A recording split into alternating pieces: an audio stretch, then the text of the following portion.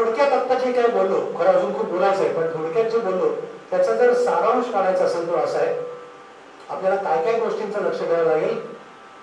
शरीराचा आहार आपण बोलू, शरीराचा व्यायाम, व्यायामाबद्दल खूप बोलता येतं, पण आपण चालणं, ज्या आपल्या दैनंदिन चांगल्या क्रिया, हे जे ब्लू झोन्स मी म्हणालो ना मगाशी, ज्या देशामध्ये किंवा ज्या भागामध्ये 100 पेक्षा जास्ती लोक जगतात, 100 वर्षांपेक्षा, तिथे ती माणसं दिवसभर कार्यरत असतात, सतत काही ना काहीतरी काम करत असतात, सारखे इकडून तिकडे चालतील, बागेतलं काम करतील, कुठेतरी काय करतील, घरातलं काम, स्वयंपाक, सतत काम करत राहणं. तेव्हा शरीराचा आहार, शरीराचा व्यायाम, मनाचा आहार, मनाचा व्यायाम, शरीराची स्वच्छता आणि मनाची स्वच्छता, या 6 गोष्टी लक्षात ठेवा. शरीराचा आहार बद्दल आपण बोललो, आपल्याला कसा आहार पाहिजे, शरीराचा व्यायाम, मनाचा आहार आणि मनाचा व्यायाम. आता मनाच्या आहाराची अशी गोष्ट झाली, काल राम सर म्हणतो मला एकेकाळी 50 फोन नंबर आठवत होते, आता 2 पण लक्षात नसतात. सगळ्या गोष्टी ह्याच्यात येतो, काही लक्षातच ठेवायला लागत नाही.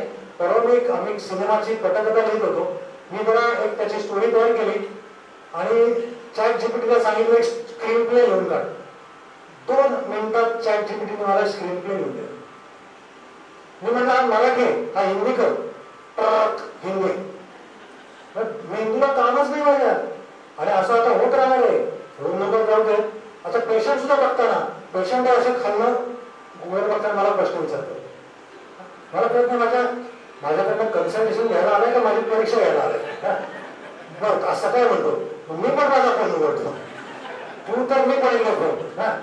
पण हे असं फोन करत करत आपली अक्कल पण कधी वापरणार.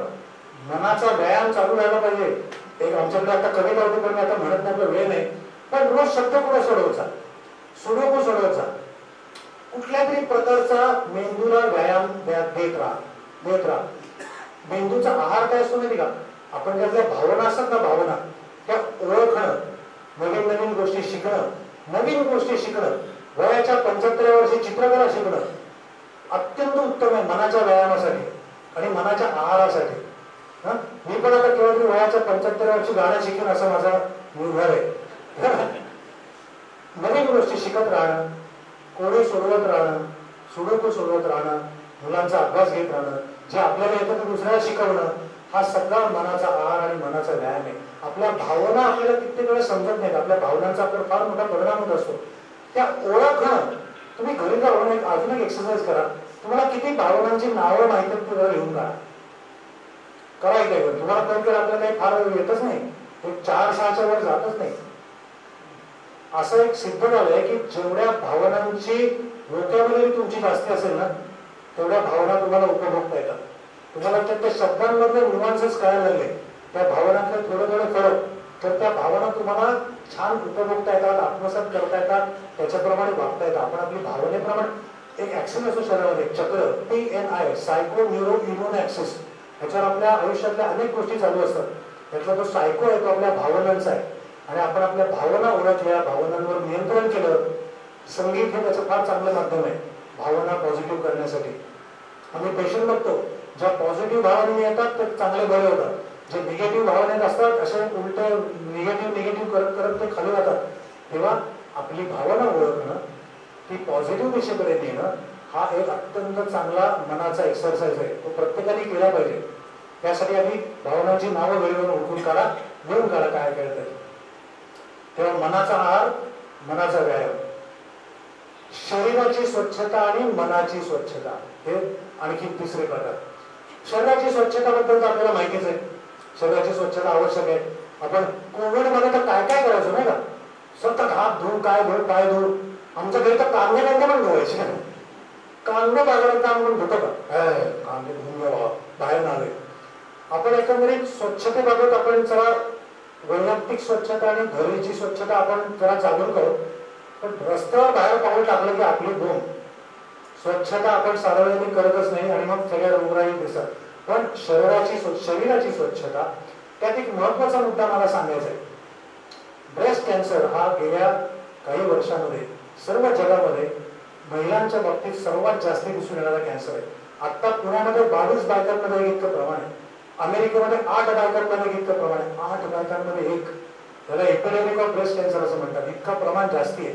तर आपल्या खेड्यांमध्ये त्या मानाने कमी आहे. तर हा सगळा जो असा भयानक प्रकार आहे, हा प्रकार काही दिवसांपूर्वी सर्वायकल कॅन्सर, गर्भाशयाच्या मुखाच्या कॅन्सरचा होता. तो पहिल्या नंबरचा कॅन्सर होता, त्याच्या खालोखाल स्तनाचा कॅन्सर होता. आता गर्भाशयाचा कॅन्सर खाली गेलाय, स्तनाचा कॅन्सर वर आलाय.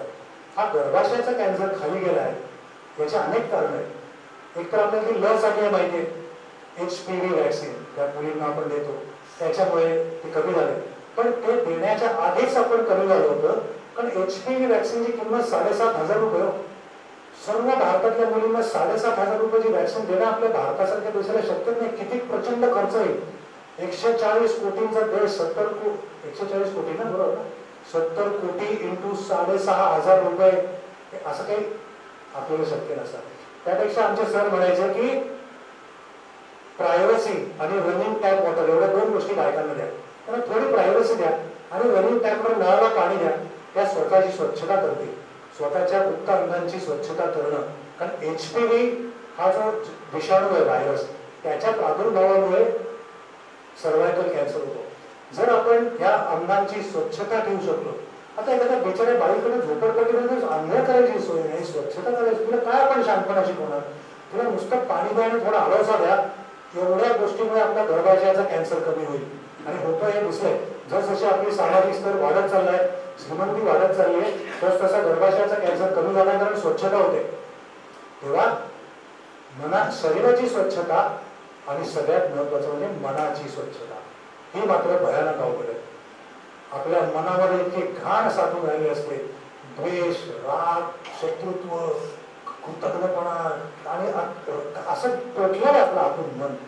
या मनाची जोपर्यंत स्वच्छता होत नाही. माझे एक पेशंट आहे, 2007 साली त्या माझ्याकडे आलं, ब्रेस्ट कॅन्सरचा पेशंट. त्यावेळेस तो ब्रेस्ट कॅन्सर त्यांच्या ब्रेस्टमध्ये तर पसरला होताच, पण त्यांचं लंग, लिव्हर आणि बोन्स, हाडांमध्ये, फुफ्फुसांमध्ये आणि यकृतामध्ये तो पसरलेला होता. म्हणजे शेवटची स्टेज, एंड स्टेज डिसीज. याच्यात काय होत नाही आता की बाई जर लवकर आली असेल तर मला काहीतरी करता आलं असतं, पण आता काय करणार, एकदम एंड स्टेज डिसीज. तरी मी तुला ट्रीटमेंट दिली, म्हटलं एक 6 महिने वगैरे जगेल आणि त्याच्यानंतर बघूया. झालं ते मी विसरून गेलो की आता 2018 साली मला परत भेटली.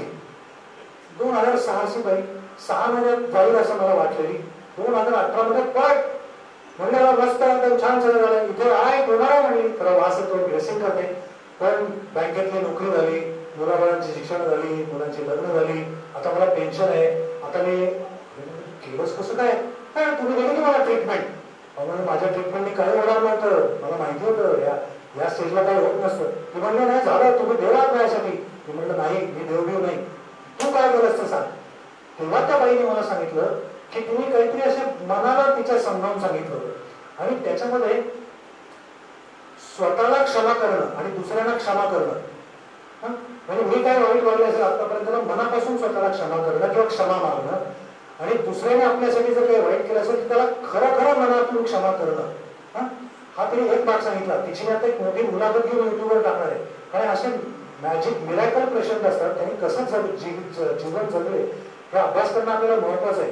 त्यातला एक महत्वाचा भाग होता की म्हणजे मी मनाची पूर्ण स्वच्छता केली, सगळ्या घाणेरड्या भावना, कडवटपणा सगळं काढून टाकला, आणि मी मोकळ्या मनाने, स्वच्छ मनाने माझं आयुष्य जगत आहे. ती अजूनही आहे, अजूनही छान जगते.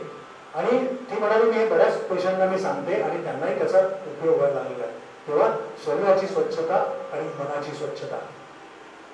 तेव्हा आता आपण पूर्वानंदाच्या शेवटाला आलेलो आहोत आणि आपण उत्तरांग करणार आहोत. उत्तरांग करायचा आपण छोटा करू, तेव्हा सगळ्यांना घरी जायचं मला माहिती आहे.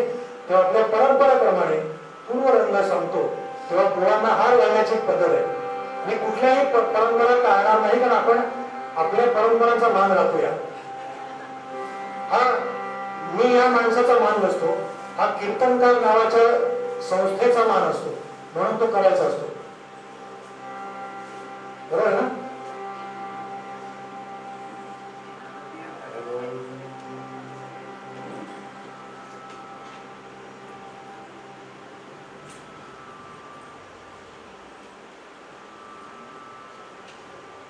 गुलाब नको. अच्छा त्यांना त्यांना मी विसरतो.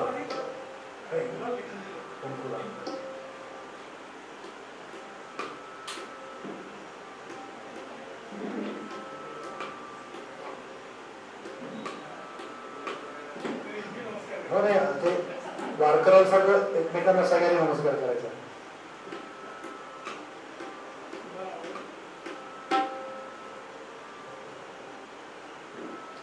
आता ज्या कर्कासुराचा वध असं आपण ज्या आख्यानाला म्हटलंय, त्या आख्यानासाठी माझ्याकडे तेवढा वेळ नाही, पण आपण आता थोडक्यात करूया.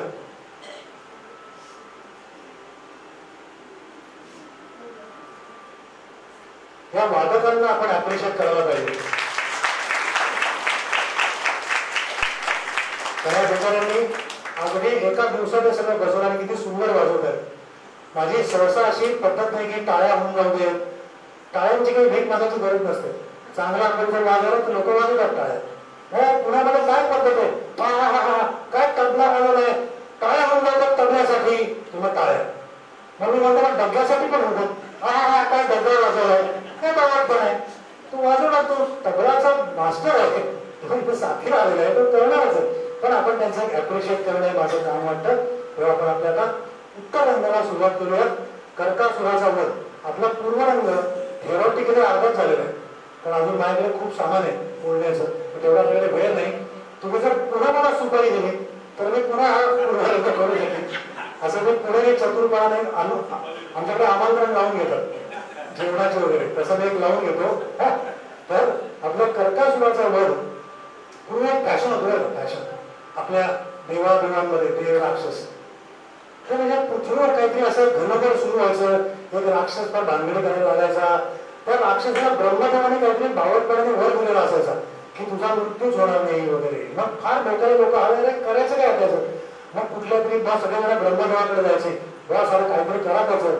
मग ब्रह्मदेव काहीतरी करायचं, मग तू कोणाकडे अवतार नका घ्यायला सांगायचा. मग ते कोणीतरी अवतार घ्यायचं आणि मग काहीतरी त्याच्या कंडिशन असायचं, सकाळ पण नको, संध्याकाळ नको, माणूस नको, जनावर, असं काय काय भानगडी असायच्या. आणि मग कुठे जाऊन त्या असुराचा वध व्हायचा. मग सगळे खुश व्हायचे की मग पुढच्या पुराणापर्यंत परत पुढचा कोणीतरी भानगड सुरू करायचा. अशी जी पद्धत आहे, तशी आता जी आपल्या आत्ताच्या युगातली एक अशी घटना आहे किंवा कर्कासुराने आपल्याकडे थैमान घातलेलं आहे.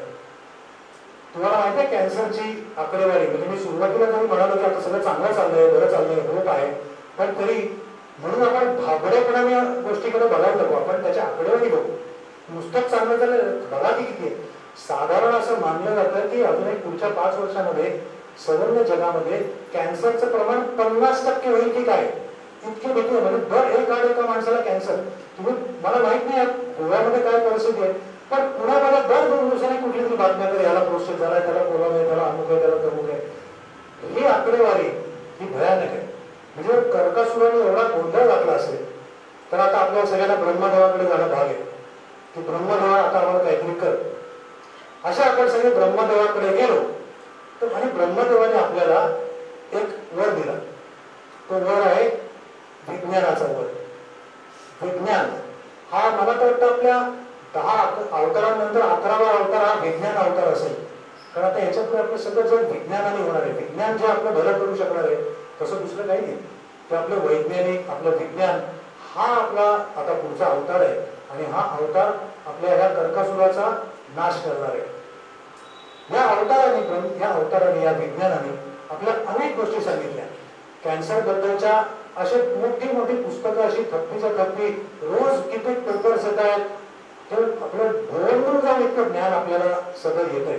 तुम्ही इंटरनेटवर गेलात तरी कळेल, प्रत्येक बाबतीत प्रचंड मोठ्या प्रमाणावर आपल्याला ज्ञान मिळत आहे. हे सगळं ज्ञान आपल्याला रोज घेणं शक्य नाही, आम्ही सांगणं शक्य नाही. असं जर म्हणलं की यातलं सगळ्यात मोठं ब्रह्मास्त्र सांगा, तुम्हाला जे ब्रह्माने दिलं ना अस्त्र, त्यातले सगळ्यात मोठं सर्वात महत्वाचं ब्रह्मास्त्र सांगा कॅन्सरच्या विरुद्ध, कर्कासुराचा वध करण्यासाठी, तर ते आहे अर्ली डिटेक्शन.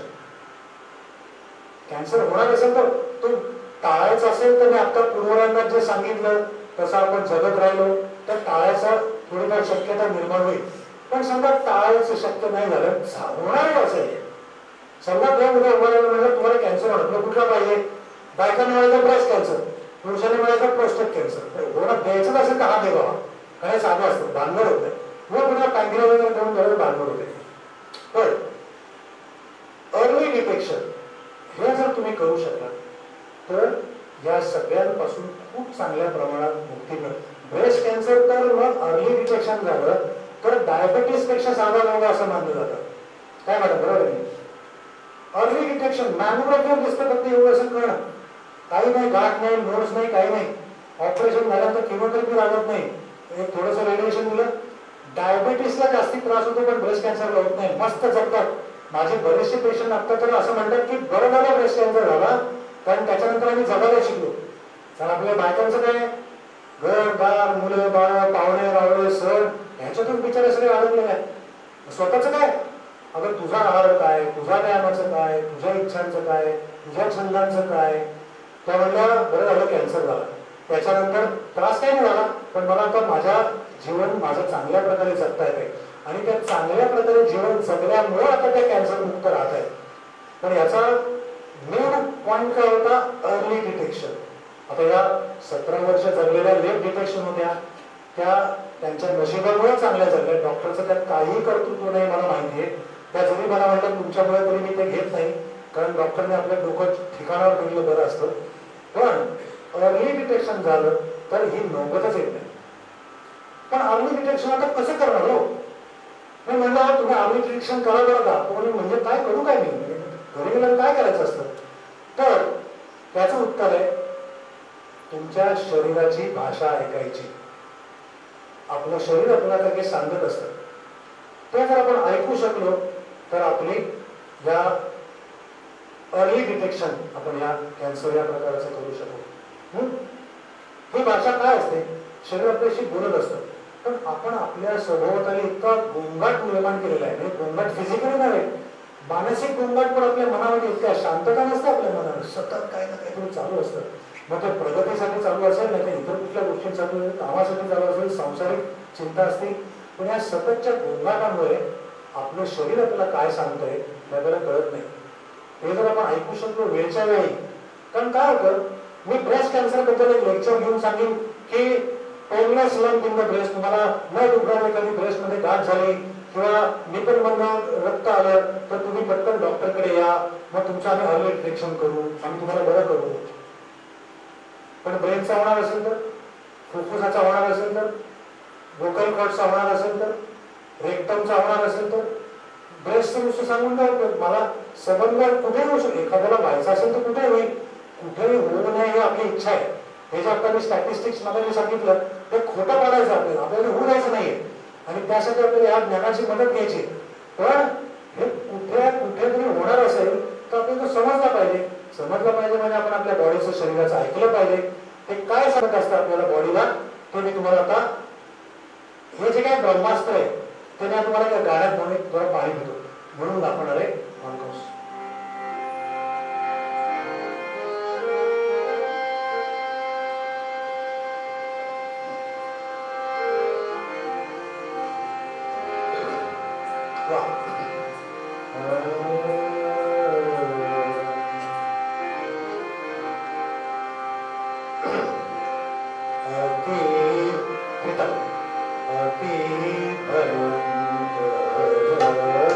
सूचना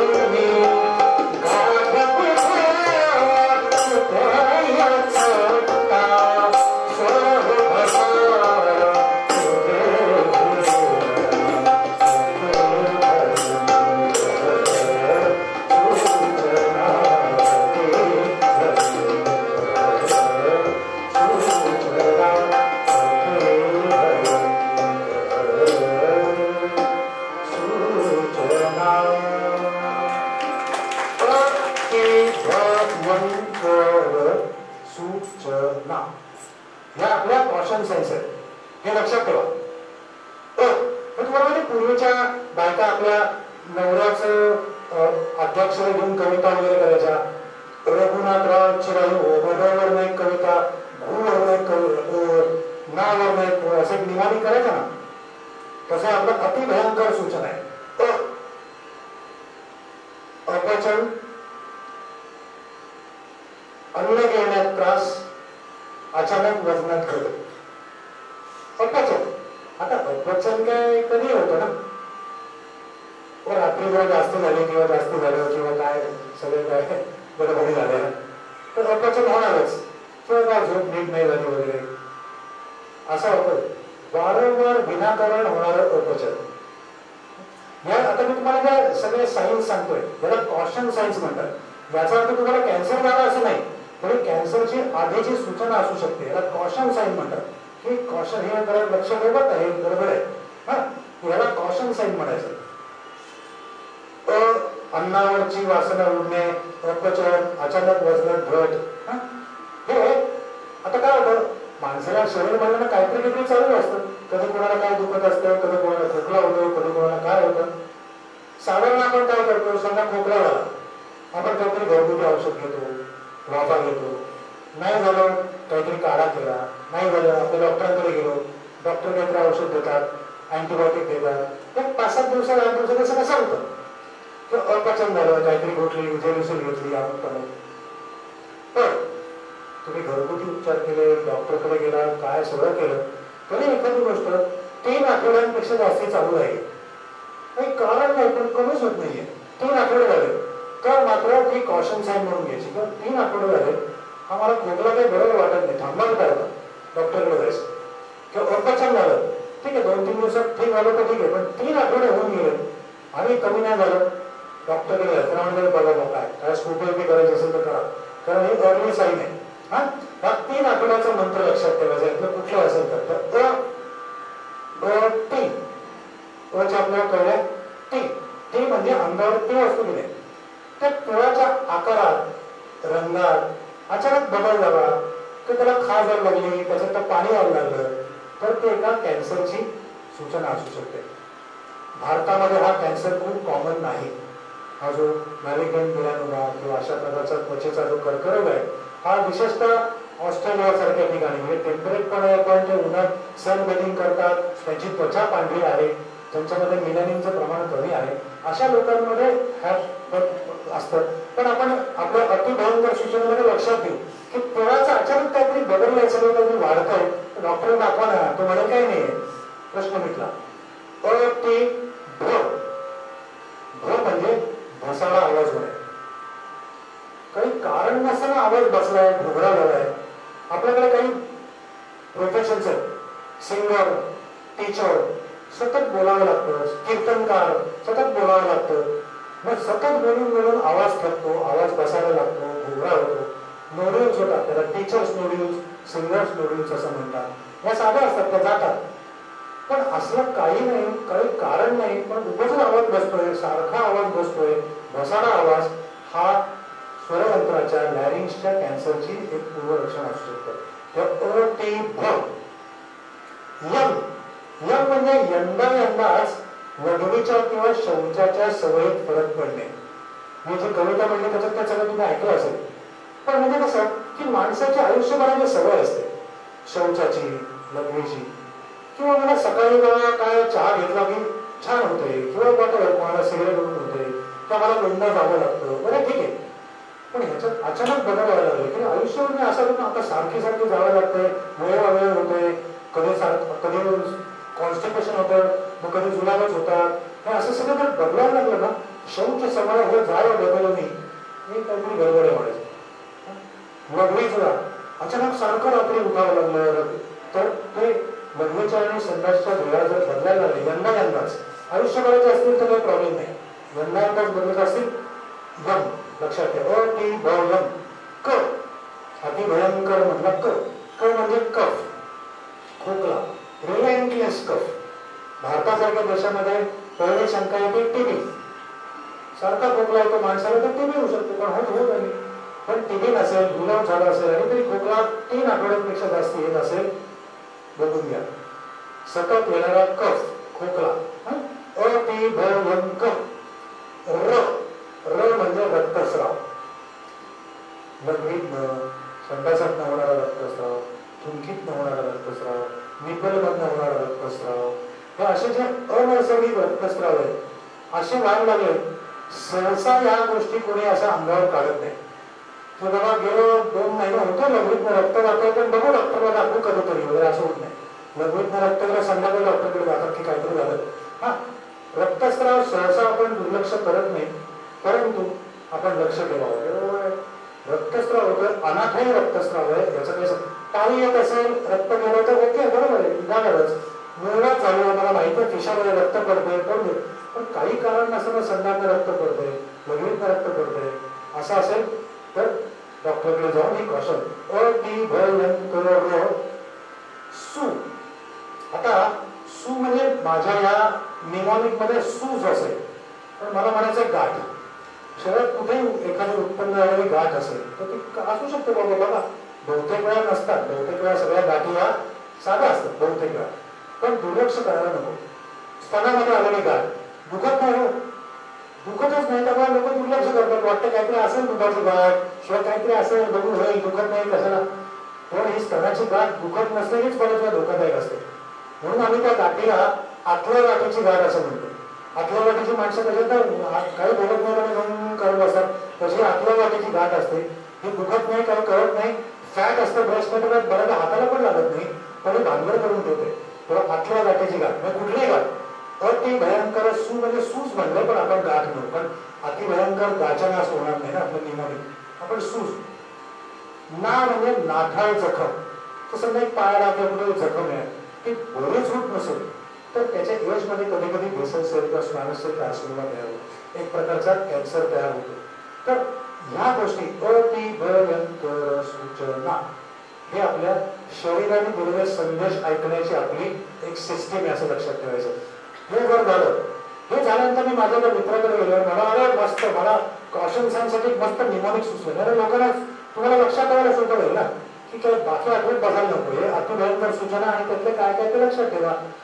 तो म्हणलं सगळं ठीक आहे, पण ताप कुठं, ताप राहिलं की अनाठही निष्करण येणारा ताप, हा सुद्धा कॅन्सरचं लक्षण असू शकतं.